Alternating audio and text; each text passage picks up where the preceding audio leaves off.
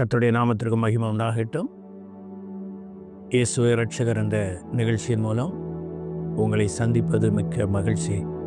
கர்த்தராகிய இயேசு கிறிஸ்து தாமே உங்களை ஆசீர்வதித்து உங்களை வாழ வைப்பாராக.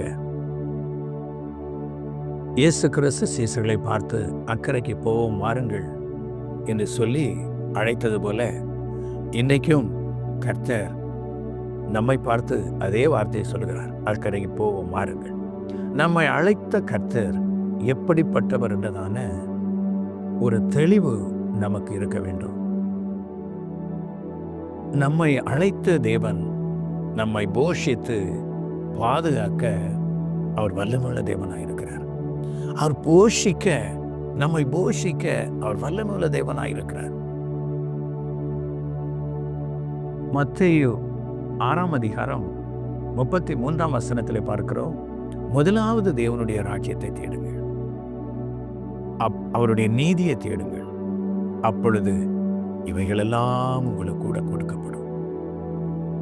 என்னென்ன தேவையோ, என்னென்ன விரும்புறீங்களோ அந்த நன்மைகள் எல்லாம் கர்த்தர் தருவார். கர்த்தர் நமக்கு வைத்திருக்கிற நன்மைகளை விரும்பணும். சுயமா எதையாவது விரும்பி எடுத்து அது ஆண்டவர் தருவார் அப்படின்னு நினைக்கக்கூடாது.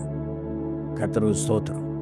மனுஷனை படைக்கும் போது மனுஷனுக்கு இன்னது தேவை என்பதை எல்லாவற்றையும் ஆண்டவர் உண்டு பண்ணி வைத்து விட்டுதான் மனுஷனை உண்டாக்கினார் தேவன்.